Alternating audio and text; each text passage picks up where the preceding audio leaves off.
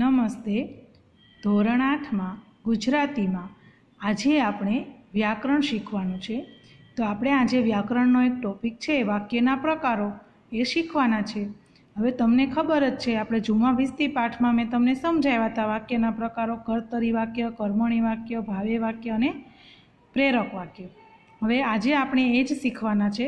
હવે તમારે આજના હોમવર્કમાં હું આ જ પેજનો આ વ્યાકરણ જે સમજાવું છું એનો જ તમને ફોટો પાડીને મોકલીશ. તમારે સારા અક્ષરે તમારી પાકી બુકમાં લખવાનું છે. આપણે નિબંધ અને વાર્તા પાકી બુકમાં લખાઈ ગયા છે. હવે ત્યાર પછી તમારે વ્યાકરણ લખવાનું છે.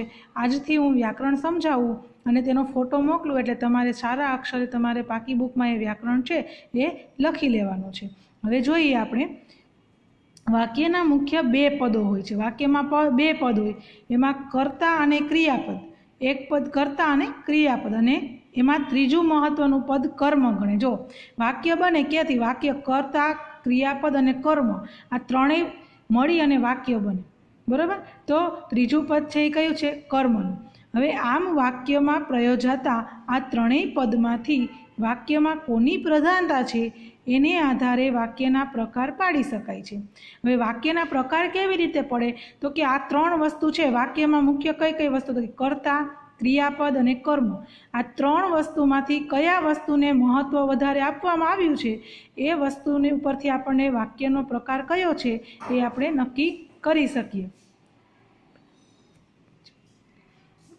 હવે પહેલું છે કર્તરી વાક્ય, બીજું છે કર્મણી વાક્ય અને ત્રીજું છે ભાવે વાક્ય. હવે કર્તરી વાક્ય પહેલો પ્રકાર છે કર્તરી વાક્ય. કર્તરી વાક્ય કોને કહેવાય? તો કે જે વાક્યમાં કર્તાની પ્રધાનતા હોય, એટલે કે જે વાક્યની અંદર આપણે કર્તાને મહત્વ આપતા હોય, કર્તાને મુખ્ય સ્થાને ગણતા હોય, એ વાક્યને કર્તરી વાક્ય કહે. જો જે વાક્યમાં કર્તાની પ્રધાનતા હોય અને કર્તામાં લિંગ વચન પ્રમાણે પ્રત્યયો ગોઠવીને વાક્યની રચના થઈ હોય તેને કર્તરી વાક્ય કહે છે. જેમાં કર્તાને મહત્વ આપવામાં આવે એને કર્તરી વાક્ય કહેવામાં આવે છે. બરાબર? હવે એના ઉદાહરણ જોવા હોય તો જોઈએ. જુમાએ 1 પૈસાના ગાજર ખરીદ્યા. હવે ગાજર ખરીદ્યા, પણ મુખ્ય કોણ છે? ખરીદ્યા કોને? તો કે જુમાએ. એ કોણ છે? તો કે એ જુમો છે એ કર્તા છે. કર્મ કોણ કરે છે? તો કે જુમો કરે છે. ગાજર ખરીદ્યા, તો ગાજર ખરીદ્યા એ એનું કર્મ છે. અને કોણે ખરીદ્યા? તો કે જુમાએ. તો જુમો છે એ કર્તા છે કે જુમાએ ગાજર ખરીદ્યા. પછી બીજું, જુમાએ શોખ ખાતર 1 પાડો પાડ્યો. જુમાએ શોખ ખાતર 1 પાડો પાડ્યો. પાડો પાડ્યો એ એને કર્મ કર્યું. કોણે કર્યું? તો કે જુમાએ. તો જુમો છે એ છે કર્તા, એટલે એ કર્તરી વાક્ય. મહાનલે 1 ચિનગારી આપી. આપણને ચિનગારી આપી છે. કોણે આપી છે? તો કે મહાનલે. એટલે મહાનલ છે એ કર્તા છે, તો મહાનલ છે એમાં કર્તાનું સ્થાન લે છે, એટલે એ કર્તરી વાક્ય. અમે એની વાતમાં સૂર પૂર્યો. અમે એની વાતમાં સૂર પૂર્યો. તો અમે છે એ કોણ છે? તો કે કર્તા થયા, એટલે કર્તરી વાક્ય. મુઠ્ઠી ધાન સારું મા બાપ છોકરાને વેચે છે. છોકરાઓને વેચે છે. શું કામ વેચે છે? તો કે મુઠ્ઠી ધાન સારું. પણ કોણ વેચે છે? તો કે મા બાપ. તો મા બાપ છે એ કર્તા છે. એ કર્તા છે, કર્મ છે એ મા બાપ કરે છે, એટલે એ કહે છે કે ભાઈ મા બાપ છોકરાઓને મુઠ્ઠી ધાન સારું વેચે છે, તો કર્તરી વાક્ય. આ બધામાં કર્તાને મહત્વ આપ્યું છે. જો જુમાએ 1 પૈસાના ગાજર ખરીદ્યા, જુમાએ શોખ ખાતર પાડો પાડ્યો, આ બધામાં કર્તાને મહત્વ આપવામાં આવ્યું છે. તો આ થયું કર્તરી વાક્ય. હવે આવ્યું બીજું કર્મણી વાક્ય. હવે બીજું છે કર્મણી વાક્ય. જો જે વાક્યમાં કર્મની પ્રધાનતા હોય અને કર્મના લિંગ વચન પ્રમાણે પ્રત્યયો ગોઠવીને વાક્યની રચના થઈ હોય તેને કર્મણી વાક્ય કહે છે. જો કર્તરી વાક્યમાં આપણે કર્તાને પ્રધાનતા આપ્યું હતું, કર્મણી વાક્યમાં આપણે કર્મને પ્રધાનતા આપશું. કર્મ એટલે કે આપણે જે ક્રિયા કરતા હોય, જે કર્મ કરતા હોય એ. તો કર્મણી વાક્યમાં આપણે કર્મને પ્રધાનતા આપીએ છીએ. એના ઉદાહરણ જોઈએ. જુમ્માથી 1 પૈસાના ગાજર ખરીદાયા. માં શું હતું? ખરીદ્યા. જુમ્માએ 1 પૈસાના ગાજર ખરીદ્યા, આ કર્તરી હતું. હવે એને જ આપણે કર્મણી બનાવ્યું. જુમ્માથી 1 પૈસાના ગાજર ખરીદાયા. કર્મ કયું કર્યું જુમાએ? તો કે ખરીદાયા. જો લીટી કરી, જોયું કે જુમ્માથી, એટલે થી એટલે કે જુમ્મા દ્વારા. કર્મ કોણે કર્યું? જુમાએ.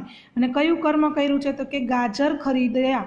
तो गाजर खरीद्या एनु कर्म छे એટલે એને આપણે કર્મણી વાક્યમાં તરીકે લીધું છે। महानल तरफथी एक चिंगारी अपाई।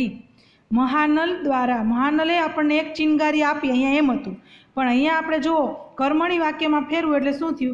महानल तरफथी एक चिंगारी अपाई। अपाई એ કર્મ છે એટલે અપાઈ નીચે લીટી આવી અને એના દ્વારા થયું એટલે એના થી નીચે લીટી આવી।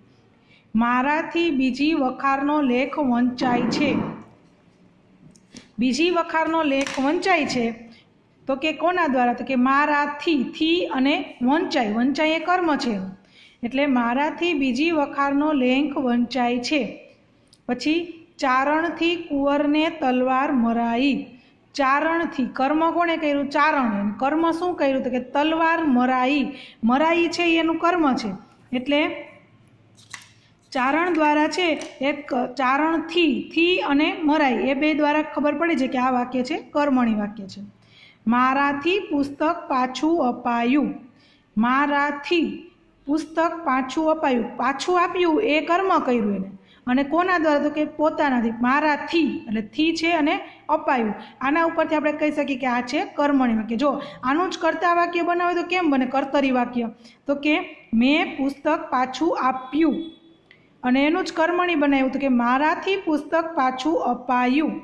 ચારણથી કુંવરને તલવાર મરાઈ અને એનું કર્તરી વાક્ય બનાવવું હોય તો શું થાય? તો કે ચારણે કુંવરને તલવાર મારી। બરાબર। એવી રીતે હવે ત્રીજો પ્રકાર છે ભાવે વાક્ય। જે વાક્યમાં ક્રિયાપદની પ્રધાનતા હોય અને વાક્ય રચના અકર્મક હોય તો તેને ભાવ્ય વાક્ય કહે છે। અકર્મક એટલે શું? તો કે કોઈ પણ જાતનું કર્મ થતું ન હોય એને અકર્મક કહેવાય। અને ક્રિયાપદ તો તમને બધાને ખબર જ છે ક્રિયાપદની, બરાબર। હવે જે વાક્યમાં ક્રિયાપદને મહત્વ આપવામાં આવ્યું હોય અને એ વાક્ય છે એ કેવું હોય? તો કે એમાં કોઈ પણ જાતનું કર્મ થતું ન હોય, અકર્મક હોય, એને કહેવાય ભાવે વાક્ય। એના ઉદાહરણ જોઈએ। તેનાથી મોટેથી બૂમ પડાઈ। તેનાથી મોટેથી બૂમ પડાઈ। પડાઈ છે એ શું છે? ક્રિયાપદ છે। તો જો તમને કર્તરી અને કર્મ ભાવે વાક્ય બે સરખા લાગશે, કર્મણી વાક્ય અને ભાવે વાક્ય બંને સરખા લાગશે, પણ જો કર્મણી વાક્યમાં કર્મ છે અને ભાવે વાક્યમાં શું છે? તો કે ક્રિયાપદ। હવે તેનાથી મોટેથી બૂમ પડાઈ। બૂમ પડાઈ એને શું કર્યું? ક્રિયા કરી, ક્રિયાપદ। ઝુમા અને વેણુથી ફરવા નીકળાયું। નીકળાયું, ઝુમા અને વેણુ બંને ફરવા નીકળ્યા, બંનેથી ફરવા નીકળાયું તો એ છે એનું ક્રિયાપદ એટલે ભાવે વાક્ય। મારા વડે હરખથી પાછા ફરાયું। મારા વડે હરખથી પાછા ફરાયું। જો પાછા ફર્યું એ કોઈ કર્મ ન કહેવાય, બૂમ પાડી તો એ કર્મ કર્યું ન કહેવાય। પછી વેણુ અને ઝુમા બે ફરવા નીકળ્યા તો એ કોઈ એને કર્મ નથી કર્યું, એટલે આ ભાવે વાક્યમાં ક્યાંય કર્મ આવતું નથી, અકર્મક વાક્ય છે। જોયું? અને અહીંયા આપણે કર્મની વાક્યમાં જો કર્મ છે, ગાજર ખરીદ્યા એ કર્મ કર્યું કહેવાય, કાર્ય કર્યું કહેવાય। પછી મહાનલે ચિનગારી આપી તો એ પણ એક કર્મ છે। વખારનો લેખ વંચાય છે એ પણ એને ક્રિયા કરી, કર્મ કર્યું છે। તલવાર મરાઈ એ પણ એને ક્રિયા કરી, કર્મ કર્યું છે। અને પુસ્તક પાછું આપ્યું એ પણ એને કર્મ કર્યું છે, એટલે કર્મણી વાક્ય થયું। પણ આમાં ક્યાંય કર્મણી એને કર્મ કર્યું નથી, એટલે કે કોઈ ક્રિયા કરીને જો બૂમ પાડી તો એ એને કાંઈ કામ નથી કર્યું। એવી રીતે ફરવા નીકળ્યો તો એ પણ એનું કોઈ કામ ન કહેવાય, એ તો એના શોખ ખાતર ફરવા નીકળ્યા હોય। પાછા ફરાયા, હરખથી પાછા ફરાયું તો એ પણ એમ જ, એમાં કોઈ કર્મ છે નહીં। ચારણથી જોત જોતામાં અલોપ થઈ જવાયું। અલોપ થઈ જવું એ કોઈ ક્રિયા કરી નથી, ક્રિયા ન થઈ કહેવાય, કર્મ કર્યું ન કહેવાય। એવી જ રીતે અમારાથી મરી જવાય છે, તો જવાય છે, જવાય એ ક્રિયાપદ છે, પણ અમારાથી મરી જવાય એટલે મરી જવાય એ કોઈ કર્મ નથી, એટલે અકર્મક વાક્ય છે। આ બધા વાક્ય છે એ અકર્મક છે, એટલે એ કેવા વાક્યો છે? ભાવે વાક્યો। એવી રીતે ચોથો પ્રકાર છે પ્રેરક વાક્ય। ક્રિયાપદમાં જ્યારે ક્રિયા કરવા માટે પ્રેરવાનો અર્થ હોય ત્યારે તેને પ્રેરક વાક્ય કહેવાય। હવે આપણે કોકને ક્રિયા કરવા માટે પ્રેરીએ એને કહેવાય પ્રેરક વાક્ય, અથવા તો કોઈ બીજા આપણને ક્રિયા કરવા માટે પ્રેરણા આપે, પ્રેરે છે તો એને કહેવાય પ્રેરક વાક્ય। હવે એના ઉદાહરણો જોઈએ।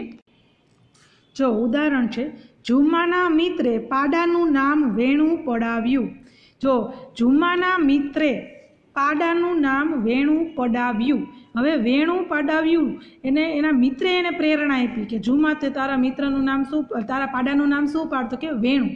એના મિત્રએ એને પ્રેરણા આપી એટલે એની પ્રેરણાથી એને ઝુમાએ પાડાનું નામ શું પાડ્યું? વેણું. એટલે એ પ્રેરક વાક્ય થયું. એવી રીતે યુવાનોએ ટોપીઓ ઉતરાવી. યુવાનો છે એને બીજા પાસે ટોપીઓ ઉતરાવી એટલે ઉતરાવી એ ક્રિયા કરાવી, પણ કોની પ્રેરણાથી કરી? તો કે યુવાનોની પ્રેરણાથી. એટલે ટોપી ઉતરાવી કોણે ઉતરાવી? તો કે યુવાનો. તો એ થયું પ્રેરક વાક્ય. ઝઘડુસા પત્રું રાજાના હાથમાં મુકાવે છે. ઝઘડુસા છે એ બીજા દ્વારા રાજાના હાથમાં પત્રું મુકાવે છે, તો એ પણ શું થયું? તો કે એ પણ એક ક્રિયા થઈ અને ઝઘડુસાએ કરાવી એટલે એ પ્રેરણા કરી. ઝઘડુસા એટલે કહેવાય પ્રેરક વાક્ય. ઝુમો લોકો પાસે બૂમો પડાવે છે. હવે ઝુમો છે એ બીજા લોકો પાસે શું કરાવે છે? બૂમો પડાવે છે. તો ઝુમો એ નથી કરતું પણ બીજા પાસે કરાવે છે, બીજાને કરવા માટે પ્રેરે છે, તો કહેવાય પ્રેરક વાક્ય. ગુરુજી લઘુ કૌમુદી વિના કેમ ભણાવે? પ્રશ્ન પૂછો અને પ્રેરક વાક્ય છે. જો ગુરુજી છે એને ભણાવવું તો છે પણ લઘુ કૌમુદી વિના એ કેમ ભણાવે? એટલે અહીંયા આપણને એવું કીધું કે લઘુ કૌમુદી વિના ગુરુજી કેમ ભણાવે? તો આ થયું પ્રેરક વાક્ય. હવે બાળકો આજે આપણે વાક્યના પ્રકાર સમજ્યા. હવે આવતા લેક્ચરમાં આપણે બીજો આપણો ટોપિક છે સ્વર અને વ્યંજન, એ શીખીશું. આજે આપણે આટલું ઘરે તમારે પ્રેક્ટિસ કરવાની છે. તમારી જાતે તમારે આ ચારેય વાક્યના પ્રકારના વાક્યો છે એ તમને જેવા આવડે એવા બનાવવાની પ્રેક્ટિસ કરવાની છે. અને સ્વાપોથીમાં પણ તમારે હોય તો એમાં તમારે શોધી અને લખવાના છે, બરાબર? અને આટલું મેં જે તમને ભણાવ્યું છે એ તમારે આજે પાકી બુકમાં સારા અક્ષરે લખી લેવાનું છે હોમવર્કમાં.